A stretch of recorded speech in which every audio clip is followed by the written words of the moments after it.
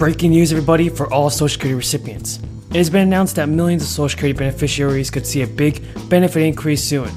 Congress is working on some new changes for monthly benefits, and Social Security recipients are likely in for another large COLA increase in 2023, and it could even be bigger than last year's.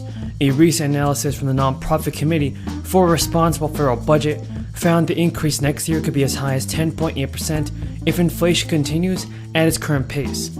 If inflation cools to the target rate of 0.2% a month, then checks could increase 7.9%. Inflation has remained high all year, with prices increasing 8.6%. In May, Fortune noted, as a result, the Social Security benefits will likely rise somewhere in the middle of those figures, potentially around 8.8%.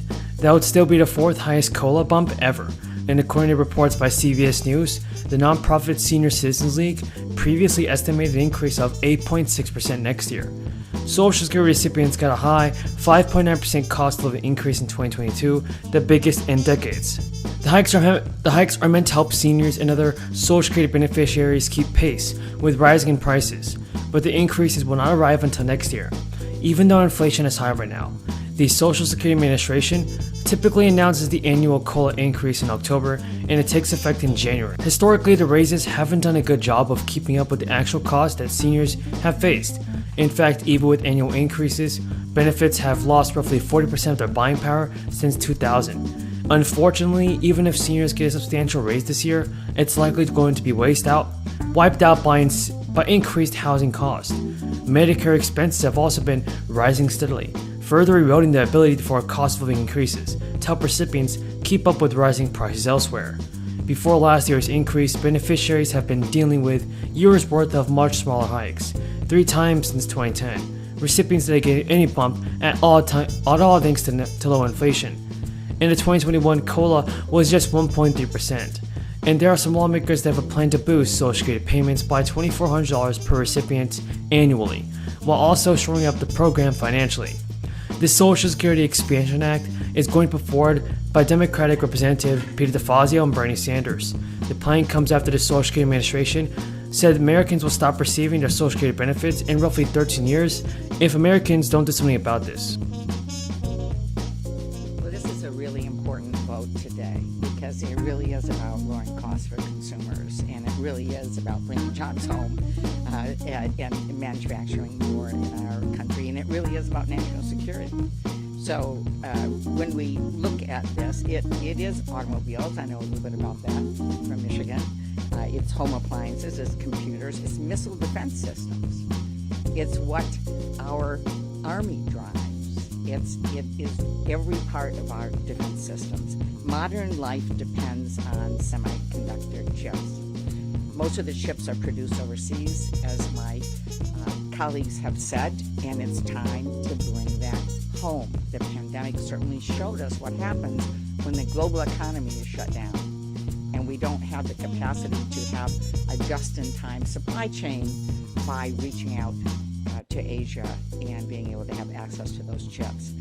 The bad news has been, because they're produced overseas, that prices are high for product and are going up.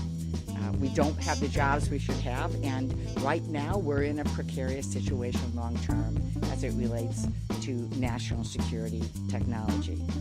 In Michigan, just let me paint a picture though, because this is very real for us, and we've been living this for the last year and a half. GM has had to idle nearly all of their plants at some point. Assembly lines have shut down. Workers have been sent home repeatedly. Parking lots at Ford plants have been packed full of cars that can't be sold because they're missing chips. You can see that not very far from where I live in Lansing, Michigan, that we see rows and rows of cars and trucks that are waiting to be able to be sold because they don't have enough of the chips. Car lots across the country where they want to sell the vehicles, normally full of different makes and models, have been nearly empty. And the price of cars, both new and used, has gone up. One of the major purchases we make as consumers has gone up, way up, because of the lack of these parts of consumer trips. So that's why it's time to pass the CHIPS act and include as much as we can into the science provisions are certainly incredibly important for our future. It is going to lower costs, it is going to bring jobs home, and it is going to strengthen our national security, and it is about the next generation. You know, your majority of your comments, what specific steps would you take legislatively or otherwise to combat inflation? Well, I'll tell you one thing, with the spending spree, they can't seem to restrain themselves. And I don't think there's any question among any serious economists in the country as to why we're suffering from 9% inflation. As Larry Summers, as Jason Furman, both of whom said that at the time. I think clearly when you're in a hole, you quit digging, and we'll not be doing anything remotely like that.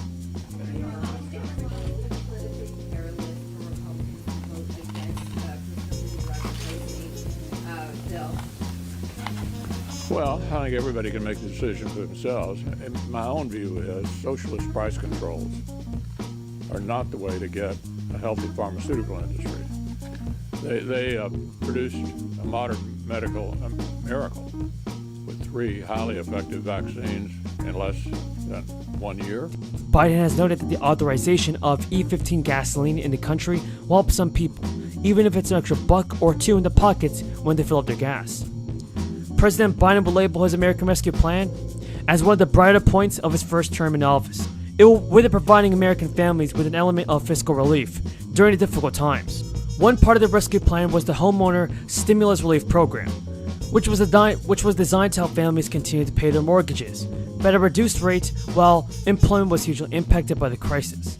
There are several programs that are providing relief right now to homeowners. Homeowners have experienced income loss in the course of the crisis, and while some have recovered from the events over the past 2 years, other homeowners might still be struggling to keep up with their housing payments, especially in light of recent inflation.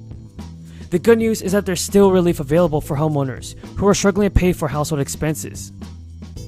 And some homeowners could be eligible for as much as $80,000 in aid. So while certain protections like mortgage forbearance have run out in some states, there's still some available aid for property owners thanks to the Homeowner Assistance Fund. That fund is a good $10 billion available to pay for homeowners who are behind on their mortgages and other housing-related expenses. As was the case with the rental assistance funds, money from the Homeowner Assistance Fund will be given out at the state level, but eligible recipients will be in line for anywhere from $15,000 to $80,000. That money can cover expenses including mortgage payments, property tax bills, homeowners insurance fees, HOA fees, and a couple more things. To qualify for aid under the program, homeowners will need to show they experience financial hardships. So folks, this is definitely a good idea from President Biden to do more for the American people that are in need of